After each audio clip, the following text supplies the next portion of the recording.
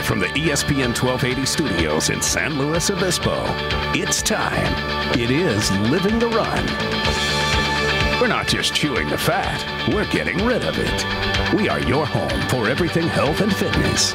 Living the Run is being brought to you by Puma Aquatics, Standard Process Nutrition, Peak Performance Massage, and to the chiropractic team at SLO Wellness Center. Here are your hosts for Living the Run, Rex Stevens and Paul Tarek. Another great day to live the run. Welcome, everyone. I'm your host, Rex Stevens, pinch hitting again for decathlete Paul Tarek, Adam Melhuse. Adam, nice to have you in studio again. Thanks for having me. You'd almost think this is an Olympic year for Paul, seeing as he's missing so often, but guy's just gone. He's taking the month of July off, and we've been fortunate here on Living the Run to have you fill in for him a couple times. We're coming off of a 33rd annual SLO triathlon this week. A lot of fun. You know, as I was driving over here today, a ton of people out there, Adam. You know, it's a great time of year, great weather, sun is awesome, and, you know, people are not making excuses. They are getting out there. Saw runners of all kinds, trekking up that Johnson Hill, saw a couple people in different spots, and it just seems as though people are getting it. Out here is one of the greatest places to live for doing outdoor activity. That's what Oprah said, right? Something like the second happiest place on earth, or some first happiest, something like that. So. Yeah, first happiest, I think, in North America, and for a lot of reasons, and one of them being, you know, this environment is tremendous. You know, it was kind of a cool thing. I got to take both my sons on Sunday after church, just standing right there in about the middle of the Johnson Hill, and that Johnson Hill is that epic spot for the triathlon here in San Luis Obispo. It's kind of the claim to fame. You know, you're getting close to the end, and you kind of run that hill, and I had both little guys out there high-fiving some folks as they came through, and, you know, kind of just a neat deal for kids to be able to see what's going on, to see people participating. They saw the old, they saw young, they saw some people walking up the hill, they saw some people moving pretty darn fast, and regardless, they saw people participating, and that was kind of a neat thing. No, definitely. That brings me to one of my favorite quotes, dead last is greater than did not finish, which trumps did not start. So, I mean, hats off to all those people, you know, entering that and to participate and to grind it out. I mean, I didn't do it, you know.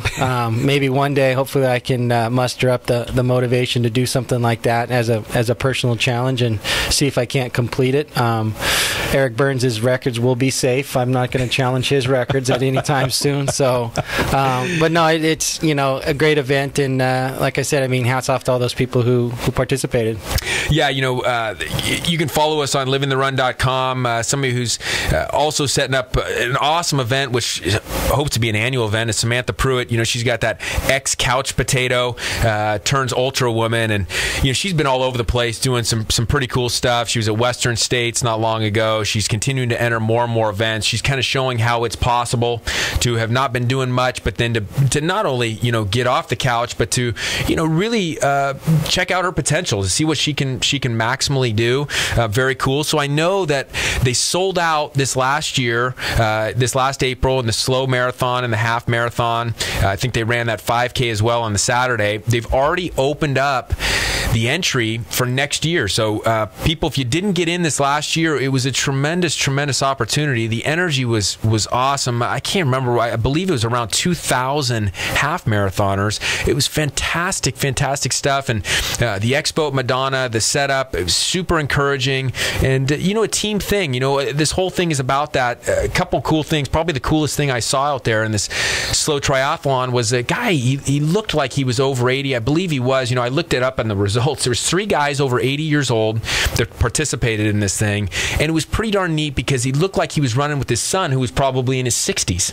You know, and here they are cruising up Johnson. What an awesome task, and that was kind of the team thing. Dad and son running together, and that's what's cool about some of these events is it's a team deal. You know, you got teams. You may have a relay, but you may be an individual with fans on the side giving you that support, encouraging you to get to push that body to the next limit. No, definitely. You know, and you know, as you're saying that, I'm just kind of thinking, how does one get started in something like that? As I made that comment earlier, I'm sitting here going, yeah, you're really going to try this, but I'm thinking, how would I even get going? And I'm sure there's other people out there who's probably thinking, yeah, I mean, we're encouraging and we're getting off the couch, we're getting ready, but where do I start? I mean, even now I get into a gym sometimes and I get lost, or out on a run. It's like, how long am I going to go today? Well, why am I only going to go 3 miles? Why didn't I go 4? I should have maybe went 5. How do you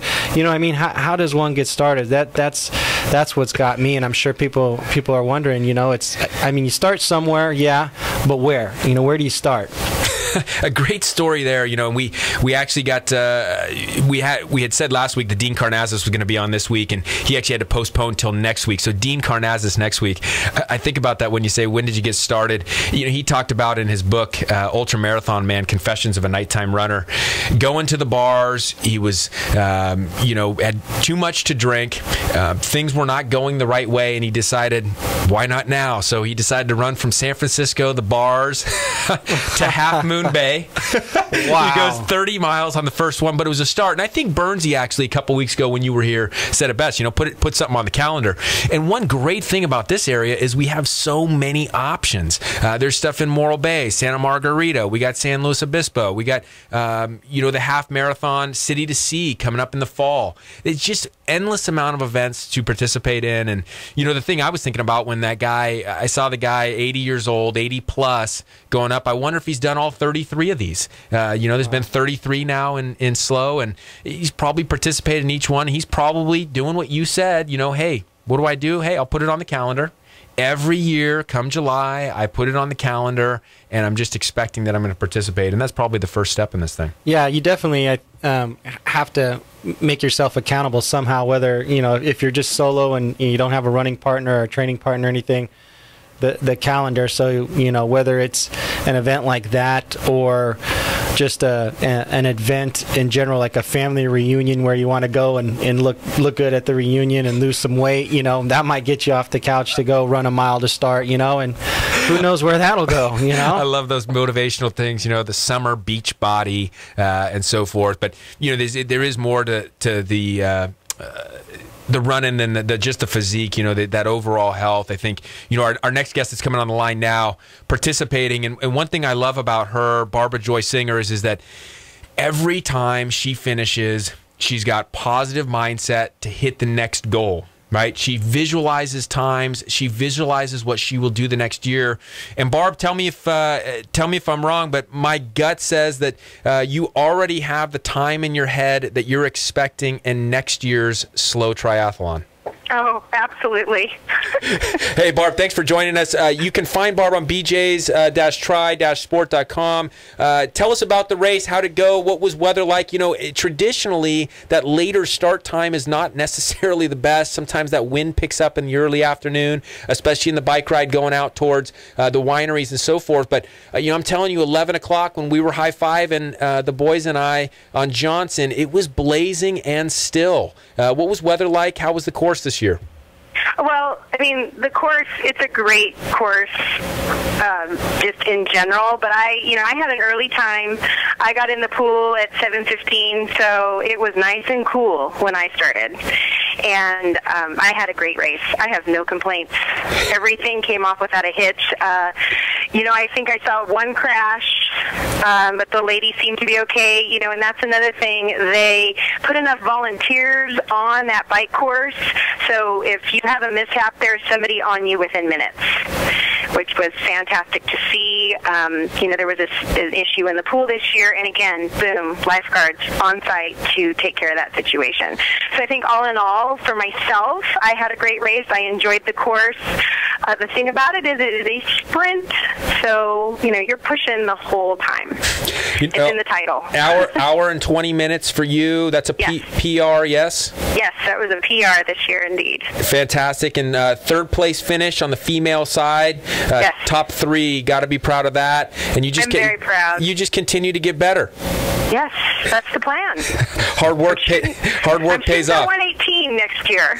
118. See, I told you. That's the thing, Adam, is that Barb's already got goals in mind. She's already got it on her calendar in July for next year, participating. But not only is it on her calendar, there's a goal. And for some people, it's going to be a goal to compete, some to complete. But pretty cool stuff from Barb. Yeah, thank you. It was a good day. Hey, Barb, so what's next on the calendar? I know we've been following you. You're a fan of Living the Run. And by the way, a great model of the tank tops for us. Thanks for doing that. If you haven't seen the tank tops made by Left Coast Tees, check it out. Barb is online doing those. Barb, what's next for you on the race calendar? Well, August 18th, I will be traveling to Vermont. I'm competing at the USA Triathlon in Burlington, Vermont. I'm going to nationals. So how do you get to nationals? Who qualifies? How many racers will be there? And what's the goal at nationals? Well, let's see. I qualified. There's different regional races throughout the United States, and I was at Wildflower this year, and I qualified there by finishing 10th in my age group, or excuse me, 10th overall. First in age, 10th overall. Let me correct myself. And that sounds better, by the way. Yeah, right. Let me get it straight. And so, I mean, I got information on it and signed up for it, and so I've been trudging the road to happy destiny. I am going to go, and I have a goal there as well. So I'm shooting for about 220 or less.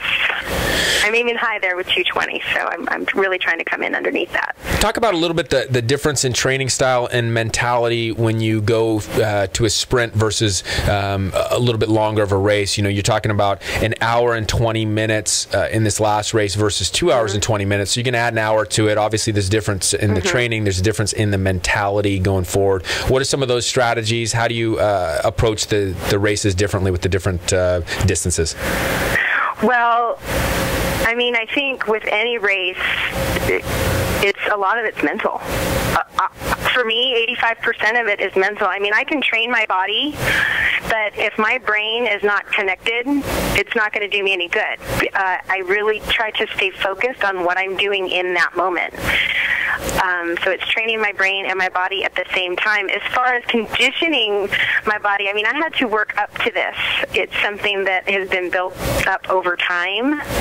And it's, I heard you guys talking prior to myself coming on there, and it was talking about how do you get to where you need to be. I mean, finding someone who can provide you with guidance. What I've learned over the past few months is I was going out and doing the same thing over and over and over. It was what I knew, and it was working, and it was working fine. But then I got connected with Dave Sullivan and what he has done, and he has taught me how to work fast, but be efficient. So perhaps work a little less. You're still going out, you're still putting the time in, but instead of working hard, which can be messy, it's about being efficient and finding balance.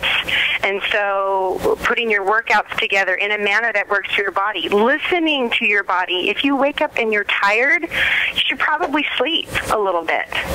I got out one of the days, let's say a few weeks back, and I had a lot on my mind. I was tired, and I took a little spill on my bike, and it wasn't anything too traumatic. However, when I sat back and reevaluated, it was because I had too much on my brain and I was tired, and I probably should not have been on my bike. It's paying attention. Hey, Barb, this is Adam. Nice to meet you, if that's possible over the air. I got a question. You talked about the mental aspect of it, and coming from a baseball background and not in a tri background. Baseball, they say, is 90% mental, and so I get it from a baseball standpoint. But from working out, in a tri, how do you kind of, I've heard the term kind of get out of your mind, so to speak. How do you do that? I mean, how do you train your mind? I mean, I know what the term is to get out of your mind, but how do you train to kind of get out of your mind as you're on a tough bike or a tough swim or a tough run? Well, for myself personally, I just try to stay focused on my goal. I am a numbers girl, and so for me, I try to remember what my long-term goal is, whether it has to do with the time that I want to finish the race or if it's going on to the next one. And I just try not to get too bogged down in day-to-day stuff. And for me personally, it's staying in the moment And that applies to whatever I'm doing, whether I'm on my bike or I'm with my child, Aiden. I'm in that moment and enjoying it, trying to enjoy that moment, no matter how challenging it is. One of my favorite phrases I hear is present time consciousness, and it's almost kind of sounds like what you're talking about. I mean, you're so present with whatever you're doing. I know we had Zach Stevens in here about a month ago, and he's just a phenomenal young kid that made the Olympic trials as a high schooler. He qualified with the high school time when he was 15. Did phenomenal at the trials this year, and expect to see him in 2016 making a push in Brazil. He talked about taking note cards and posting them all over his room, with quotes, with sayings. His parents joked that they were all over the house at times. He'd been doing it for a long time. When you talk about visualizing numbers or having numbers in mind, do you have that kind of stuff? Do you verbalize it? I hear about people verbalizing it every day, people going through some meditative thing on it. What are you doing to, think about that number, and how do you come to that number? You just said it right there. I mean, I take that time and I sit down. I look at my splits. If I go out on a run and I'm doing something for tempo, I'm going to keep track. If I'm running a 5K pace, a 10K pace, a 15K pace. If I go out on my bike and I'm timing myself on a TT for 20 miles, I'm going to look at that. Did I come in under an hour? And the same, with swimming. So, there's a little math involved. So you fine tune it. I have Dave Sullivan, again, he helps me with that. I'm lucky that way. But in the past, I tried to do it my own way, and fortunately, again, having this man help me, we can break it down together. So I can kind of give myself an estimation of where I am. Now anyone can do that. We can all go out and time ourselves and kind of figure out where we fit. And then it's funny, Rex, your wife, Molly, years ago helped me with that when we went up to Wildflower. She's like, she asked me, what are you looking for? And we looked at numbers. And she said, you should, plan to be right there in the middle. And that's what I did. And I visualized it, and I saw myself in the race. I saw myself from beginning to end, getting in the water, doing the swim, T1, bike, T2, run, and where I was going to end up and what it looked like to me. A little bit of meditation cannot hurt. And then just keep saying it over and over. This is what I'm shooting for. You might hit it right on the head, and you might be a few seconds shy or above it. But either way, you're close enough. And I think that's what matters to me.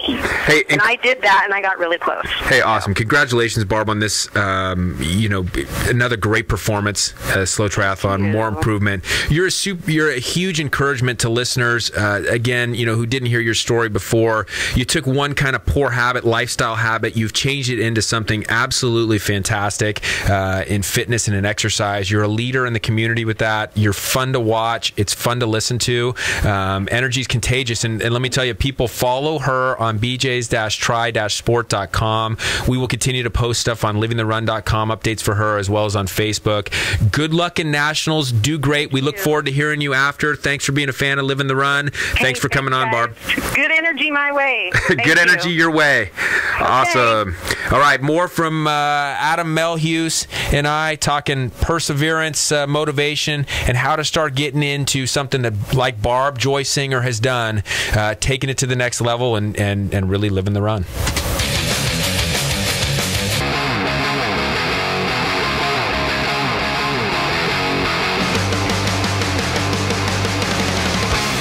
We're back with Living the Run.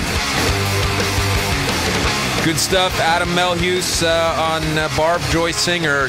Tremendous athlete. So fun to listen to. So fun to be motivated by.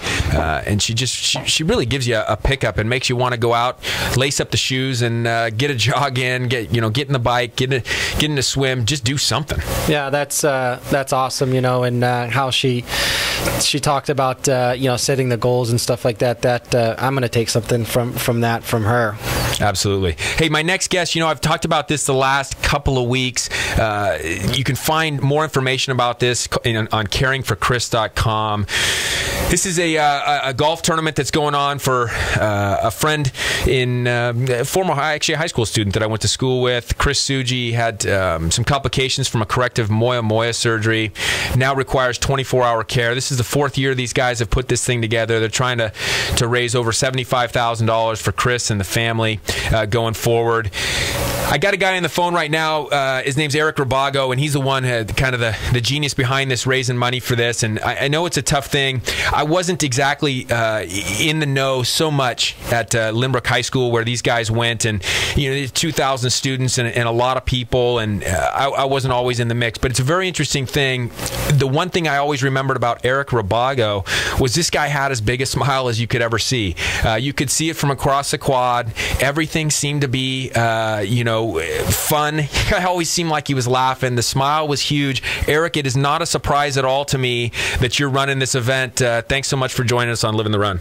Hey, thanks, Rex. I appreciate you inviting me on. Yeah, absolutely. I mean, was it always funny in high school, Eric? I mean, you did have a huge smile all the time. You always, nothing seemed to rattle you, man. I mean, I didn't know you that great, but I'm telling you, all I remember is that big smile you had across your face all the time. Yeah, just always trying to make a good situation out there in high school. It was fun. Yeah, absolutely. Tell us a little bit about this deal that you got started. It's clearly, right up your alley as a guy that's trying to make the best out of a difficult situation. I was thinking about this quote that we have at my house written down. My wife and I have been kind of going after is anything is possible in every day and in every way. And I know that you believe that, and I know you believe that that's possible for Chris as well, and you're trying to support him. Tell us a little bit about this golf tournament, how listeners, either if they know somebody up in the Bay Area, would like to come up to the Bay Area, or would just like to donate to this special cause, let them know, Eric. Yeah, absolutely. Well, you can visit our website at caring4chris.com, and Chris is spelled C-H-R-I-S. As you said, we're in our 4th year. So yeah, we're up to 98 golfers this year, about 175 people committed to dinner. So we still have a little bit ways to go to hit our goals. 128 players and over 200 for dinner. So but yeah, anyone out here, actually I'm out here in the Bay Area, interested in golfing or even eating dinner, just coming out, supporting the cause. Tell us a little bit more about the event. It's a golf tournament. How's the golf tournament going to go, and then what's the dinner all about? So we have 2 flights in the golf tournament. They're all 2-person teams. Flight A would be best ball with handicap, and Flight B is going to be a straight-up scramble. So we kind of cover both bases here. There's the golfers out there that are real competitive. They can play their own ball, and some guys that just like to come out and hit the ball around a little bit. They can play in the scramble fight. And tell us about the dinner. Yeah, as far as the dinner is concerned, we're super kid-friendly. We have somebody coming out to twist balloons for the kids. We have a kid-only raffle that doesn't cost, the parents anything. So every child leaves with a prize, and yeah. Dinner, silent auction, raffle, the whole 9. Sounds good. And how much contact do you have with Chris? How often you see him, and how are things going there? Well, I don't actually see him as much as I would like to see him, but I'm in touch with Mrs. Suji and Zach, his brother, and I see Chris maybe 3-4 times a year or so. Just actually saw him last month for his birthday, and I think the doctors switched up some meds on him, and he was more alert than I've seen him in a long time. So it was good. Hey, good stuff. Let him know that we're thinking about him and want to support him here at Living the Run. Would love to, if you can send me your address, Eric, and I'll send you guys a shirt. I'll send a shirt for Chris as well. Awesome. New Living the Run shirts. And again, guys, if you missed the website, it's caringforchris.com. Caringforchris.com. Again, trying to support some things that kind of went awry in a corrective moya surgery, and he needs 24-hour care. And neat guy, and I'm just, I like to bring this story on because, again, Eric, you're a neat guy. You made an impact on me, even though I didn't know you super well. The smile was big, and I was excited to see you connected me to Grace Cho too, and she also had a huge smile. She was another one of those ones, big smile. You guys seem loose, and it's that kind of attitude that helps people live the run. It encourages them, and again, anything's possible in every day and in every way. So thanks so much for coming on, Eric. Any last things? Oh, no, I just wanted to reemphasize the website, caringforchris.com, and if there's any questions at all, you guys can email us at caringforchris@gmail.com. Thanks so much, Eric. Thanks for living the run, and again, give our love to Chris Suji and the family. Hey, thanks, Eric. Thanks, Eric. Okay, bye. Hey, tough stuff there, Adam. I know, when you you got friends and you see, not the best things happen to them. You want to support them in every way. And, it's funny. It kind of got me thinking back to some of the high school days. And like I said, I wasn't a guy who was in the social crowd per se. But, you do remember people who just have that kind attitude, that big smile. And although you might not have known them, they make an impact on you. And it's just one of those aspects. I was thinking about it when doing supporting in the SLO triathlon this weekend. When you run by somebody or you ride by somebody that has a big smile on their face, it lifts you up. It's a big deal. And in this case, what Eric's trying to do is cool stuff. No doubt about it. I mean, who wants to gravitate towards negativity or a frown? I mean, certainly not I. I don't think anybody out there wants that. So, and what they say is an infectious smile, if you will. And yeah, I mean, I certainly see it quite often in my travels. Just sitting at the airport, kicking back, you looking at people, just wondering where they're going, what they're thinking, and I mean, you can tell the people that are positive, upbeat people, and then the other people are just so miserable and negative, without even speaking a word to them. Sometimes I'm tempted to just kind of get up and go tap them on the shoulder or something, say, is everything all right? I mean, you know what I mean? You have no idea what they're going through, what's going on in their life, and certainly like a tragedy like this that requires 24-hour care. I mean, that's probably tough to crack a smile, but you know what? You're still breathing. You're still here. You still have the opportunity, and I don't know if that's a smile material, but I think so. I mean, I guess somebody might argue the opposite of that, but you're here, you're alive, you're still on the right side of the dirt, as I like to say. So you know what? You got an opportunity. Give it all you can. Absolutely. We don't want to be around those people that are arguing anyway. No. And it's a good one. Molly and I've been just kind of trying to live and breathe by that quote. Anything is possible in every day in every way. So we hope the best for Chris Suji. Again, you're listening to Living the Run. You can find us on livingtherun.com. Here we are, ESPN 1280, The Ticket. I'm your host, Rex Stevens, in studio, again, pinch hitting Adam Melhuse. It's kind of interesting, you start to talk about the different levels of athletics. You've seen it. You played at the highest level in baseball. I think about these guys coming up in this triathlon, and Russ Levenway from Techtegrity, a guy here, local business guy here, who participated, I know, in the run. He kind of used Johnson Avenue as his Everest. He was kind of saying, hey, look, that's a big hill for the average person, the person that's not out there very often. And Russ is a good runner. He's running 7-minute miles, but what he was trying to say is it's tough to run a 7-minute mile when you hit that Johnson.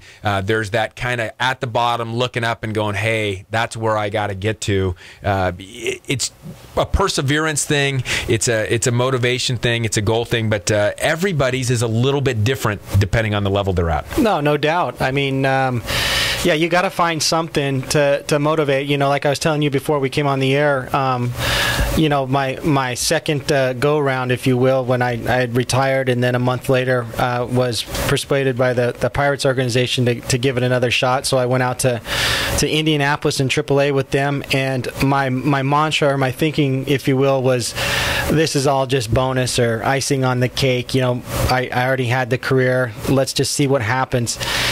Did not work well at all. I was absolutely terrible, and it didn't bother me enough that I was terrible. It bothered me because nobody wants to do poorly, but it didn't bother me and drive me enough to do anything about it. And that's about the time where I said, you know what, I'm out of gas. Time to do something else. You got to want to have something move you, or whether it's a tragedy or something that's moving you enough to where you want to go make a difference. Yeah, I agree with you. If you're not having that drive, if something's not pushing you, if you don't have it in your belly, they talk about that, the fire in the belly. It's time to move on and to get to something different. Hey, I just want to real quick. James Calder was a 34-year-old that was the top male. So congrats to him. He went a 1:11.22. Kind of interesting deal. Another fan of Living the Run here, Van McCarty, was only 8 seconds behind. So that men's race was tight. Wow. Tight. 8 seconds when you're talking in an hour and 11 minutes. That's not very much difference there. And then Tara Pepper came in at 1:16:09. And then again, our just interview earlier, if you missed it, follow it tomorrow on Facebook or on Living the Run. We'll livingtherun.com. We'll repost it. Barbara Joy Singer came in third place at an hour and 20 minutes. So good stuff from the SLO Triathlon. When we return on Living the Run, we'll talk Olympic preview, talk a little bit more about perseverance goals and what we expect to see at the Olympics.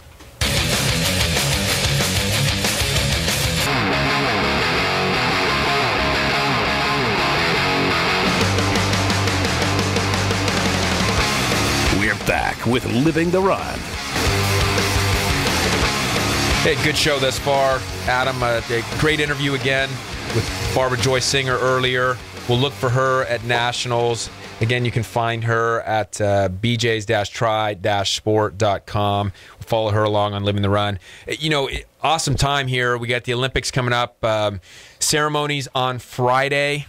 During the break, talking about favorite sport to watch in the Olympics, or how about this? Any favorite Olympic moments? Those things that you say, "Hey, man, that was a great Living the Run moment. Somebody went above and beyond and did something pretty darn magical." Well, the hockey. I mean, what year was that? That was way back in the day. I remember as a kid, but obviously didn't realize what was going on or anything. Just like, oh, yay, we won the medal, type of thing. But obviously the story now, I mean, weren't picked to do anything, right? I mean, we and all of a sudden they get the gold medal. So that's a great story right there. Yeah, see, that's the problem with producer Max Woodcock. He gets us all screwed up by talking about ice hockey, but we're talking about the Summer Olympics, and really it was about field hockey that our mind is supposed to be going to. I think you got to go to Carrie Strug, and I was talking actually to Mimi McKellar today, Central Coast Gymnastics. Again, if you haven't been to Central Coast Gymnastics, it's a pretty darn cool place. They just picked up the floor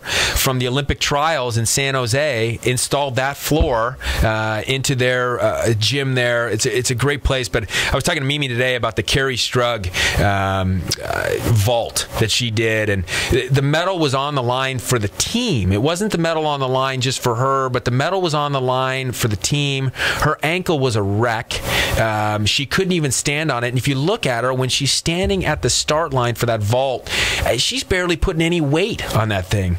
But the mental fortitude to say, you know what, I got to run on this thing, I got to jump, I got to do my vault, and it is going to hurt like the dickens when I land, but I got to stick it because there's a whole bunch of other people on that team, there's a whole bunch of fans, and I've got kind of America on my shoulders. She hits that thing, tries to put on a smile, but you see the tears starting because of the pain, and she sticks it. One of the best events I've ever seen. Well, you talk about motivation. You just went down a list of, I'm trying to put myself there as you're saying this, and if it was me, your ankles probably, you could feel your heartbeat in your ankle. It's throbbing so bad, but as soon as you realize this is all on me, USA, my team and everything, suddenly that pain might disappear just temporarily. I mean, how else do you explain her to get through that? I mean, your ankle is that messed up.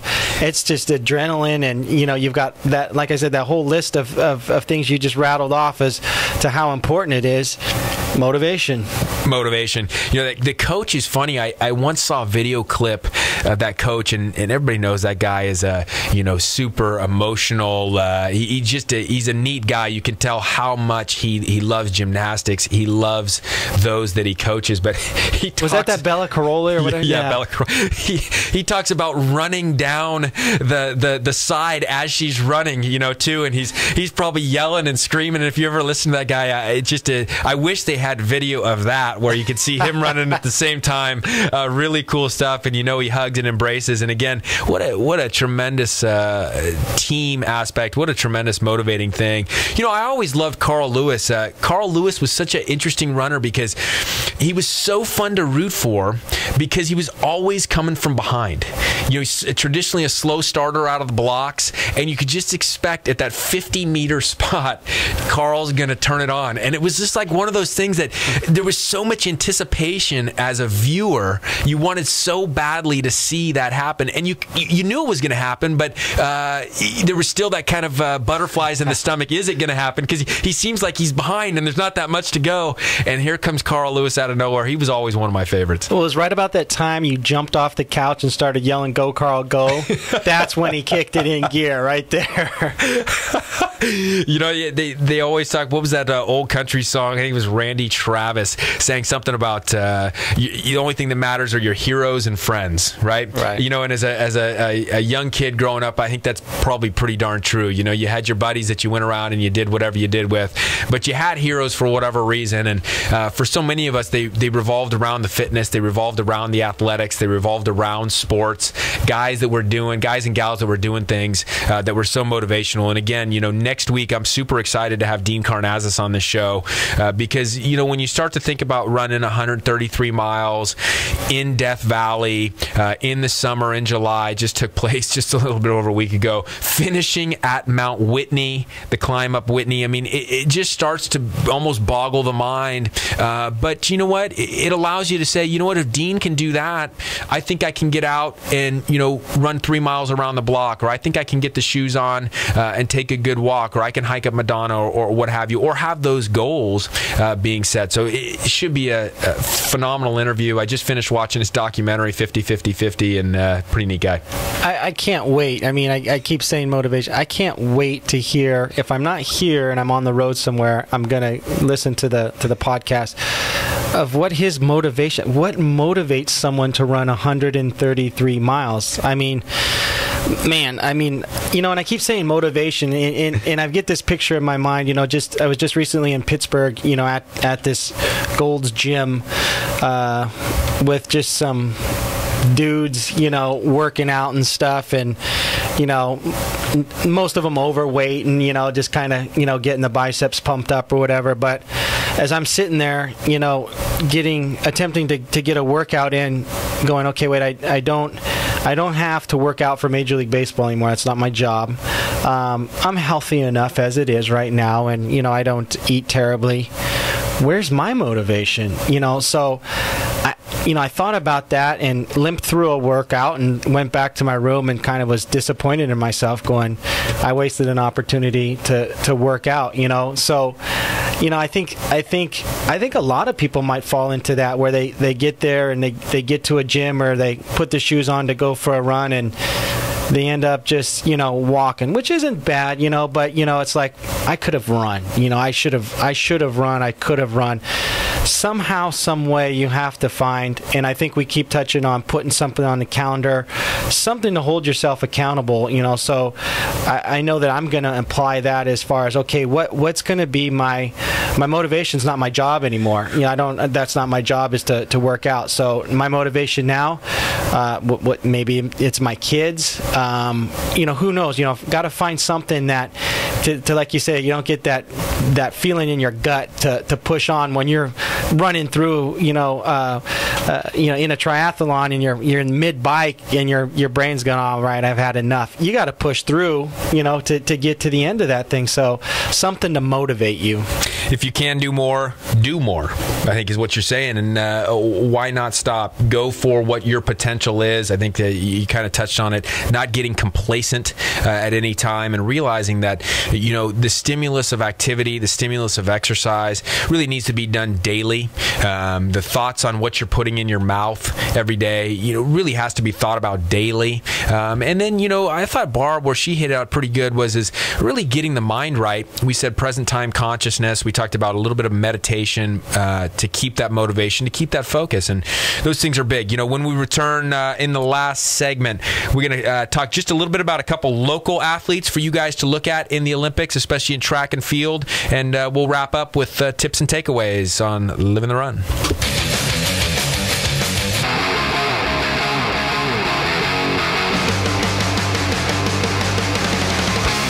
We're back with Living the Run.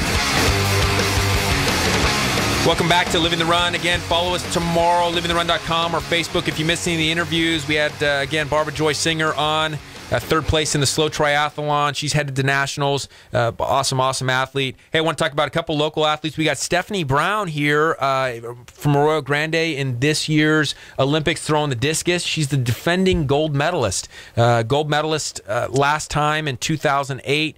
And then Sharon Day. Sharon Day went to, I met Sharon back in probably 2008, just before the Olympic trials then, and she went as a high jumper in 2008. She developed a little bit further and decided to take on the heptathlon. Spent the last few years, and she's a U.S. national champ this year, going to the Olympics in 2012 as a heptathlete. So a couple great athletes, great local athletes to follow here. Yeah, much luck to them, and we'll be watching and rooting them on, that's for sure. Absolutely. It's got to be amazing going in as a defending gold medalist. Sometimes anytime you go in as a champion from the year before, the mindset's different. Motivation. Motivation. It seems like the big key word. I mean, talk a little bit about it. I know you've been on some good teams before, Adam. Talk about the difference between having kind of a bum year and being on a team that had a good year, and how that goes into the off season and the goals for the next year. Well, I mean, it's huge. I mean, a bad team, come September, you're watching college football in the clubhouse, and you're wishing you could stay in the clubhouse and not, you're 15 games back, you're not playing for anything, except for, obviously your personal pride and stuff, but just the feeling in general is so much different from a winning team when you're out there, everything's rocking, you got guys picking each other up, meaning one guy makes an error, the next guy's like, all right, I got to get a big hit so we get another run, and so this guy's off the hook, and I mean, it's awesome, it's huge. And then I got a taste of playoffs in 2003, 2006 we got beat by Detroit.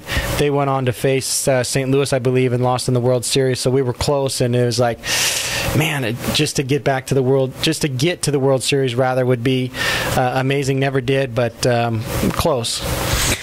And again, you just constantly having goals, and I think you kind of hit it right on the head. Oftentimes when things are kind of down in the dumps, obviously it's a little bit harder to get motivated. It seems like you look around and there's not as many people there to build it. But when you've been doing well and you have that possibility and that potential, a little mistake happens, but people don't take it so hard. They just pick you up, they get behind you, and they get you moving forward, and it's good stuff. I think motivation for some of our listeners here, again, I just want to recap Samantha Pruitt. She puts on a blog on livingtherun.com, ex-couch potato turns ultra woman. Her title of this last blog, If You're Going to Dream big or go back to bed. Shoot, that's almost awesome. That's almost Burnsy like. That is. that's Eric Burns material from a couple weeks ago. But you know what? It's kind of a little off, because back to bed, that guy doesn't sleep, man. I'm telling you, he was. I think he slept standing up if he did. Well, hey, next week we got another guy again that doesn't sleep. Dean Karnazes will be on the show. Kind of put ultra marathon on the map. He's been on every magazine. He's been on every show. Got a documentary, 3 best-selling books, and I think he sleeps about 4 hours a night, and he just kind of realized he didn't need a lot.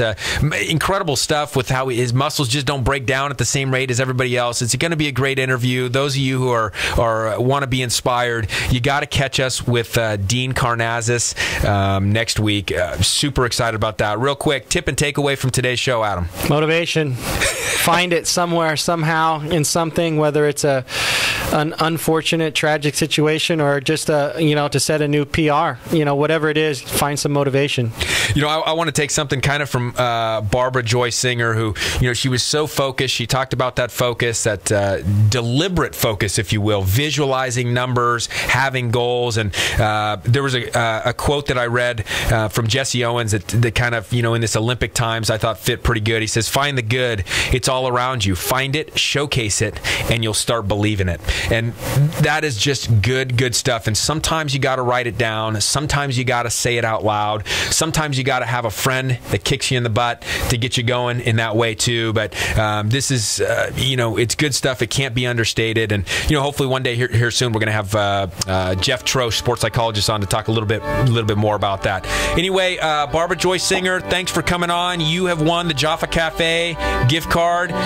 Go to Jaffa Cafe, some of the best Mediterranean food on the Central Coast. Again, next week, Dean Karnazes. Thanks to producer Max Woodcock and pinch hitter Twitter. Adam Melhuse for coming back in. Anytime. Live healthy, live bold. Come live the run.